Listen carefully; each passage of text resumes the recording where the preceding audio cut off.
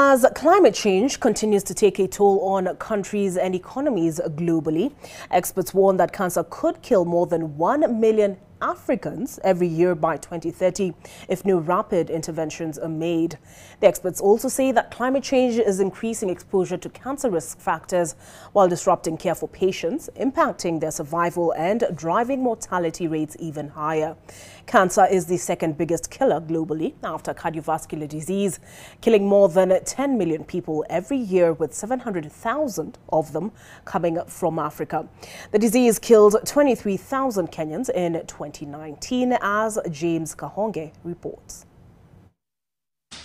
Experts argue that climate change is accelerating incidences of lung, skin and gastrointestinal cancers owing to higher temperatures, poor quality of air and dietary complications. Increased exposure to carcinogens such as aflatoxin is also said to lead to cancers of the stomach. Aflatoxin is a poisonous element produced by fungi that is known to contaminate food crops such as maize and wheat, both considered Kenya's staple foods. Climate change disrupts the health system, not only by increasing the number of people you need to take care of who have malaria, dengue fever, yellow fever, which is increasing because of climate change, including Ebola in Uganda, multiple outbreaks of cholera that are related to climate change. What happens is that this takes away the human resources that will address cancer patients, takes away the money that may be needed for cancer, and in some instances destroyed health infrastructure. But as climate change complicates cancer care, experts say that the quality of diagnosis remains poor on the continent, with the health infrastructure still underdeveloped. According to statistics, 75% of all cancer cases are diagnosed at stage 4, complicating treatment and in most cases, loss of the patient. What can we do and what are the gaps to actually ensuring that we have earlier diagnosis so that actually they have a chance for survival and for treatment, which is where we are talking about bringing forward screening, prevention, screening, early diagnosis and early treatment. For years, access to quality cancer care in Kenya and many countries in sub-Saharan Africa has forced hundreds of patients to seek treatment in Egypt and India. Experts argue that many African nations have failed to invest in cancer treatment. With a population of 1.3 billion, Africa has about 300 radiotherapy units against a demand of 5,800.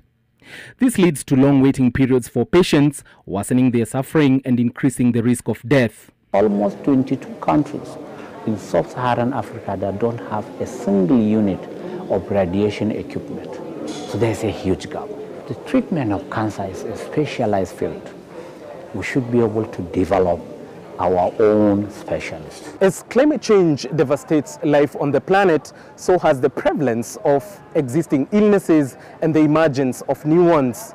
Here in Africa, the climate catastrophe has only complicated cancer care and treatment further as thousands continue to suffer. It's for these reasons that on the sidelines of COP27 here in Sharm el-Sheikh in Egypt, different stakeholders in health have met to discuss ways of making care and treatment for cancer patients more sustainable. On financing of cancer treatment, Dr. Githinji says about 80% of the treatment cost for the majority of non-communicable diseases is still borne by the individual, which hits poor families hard. We are not covering the financial protection for cancer and other diseases, which means that the government needs to look at how do we actually incorporate cancer care in the national health insurance schemes across the continent. Now, the continent has launched a program dubbed Accelerating Cancer Treatment, ACT, to look at the state of cancer care in Africa.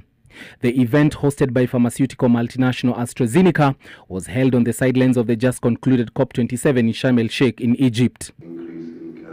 Dr. Mary Nyangasi, who heads the National Cancer Control Program at the Ministry of Health, says that public-private partnership is critical in boosting screening of cancer in Kenya and in Africa. Many of our patients in Kenya and even in Africa do not know much about cancer. They have challenges in understanding, especially when they are diagnosed with cancer. Many of them think of it as a death sentence because of the stigma. The continent also faces the threat of brain drain, with many of the developed countries who lost their oncologists to COVID-19 now turning to Africa to boost their doctor numbers. In the last 2 years, tens of African oncologists have moved abroad, straining the continent's capacity to care for its patients. One oncology doctor is treating 100,000 patients, and that is not acceptable anywhere. So there is what is called acute fatigue syndrome with the doctors. They are so tired, so they don't give their best to it. With availability of morphine, Dr. Bello says patients can be palliated for as long as possible, just like in any other terminal illnesses such as diabetes and hypertension.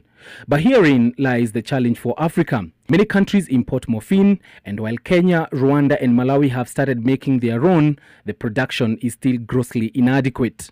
Morphine production in Africa is so backward. It's still rudimentary. By 2040, the incidence of cancer could double to 1.4 million cases per year in Africa, and experts warn that the heaviest burden will be borne in sub-Saharan Africa, where the population is poorer, the health infrastructure underdeveloped, and effects of climate change harshest. James Kahonge, NTV.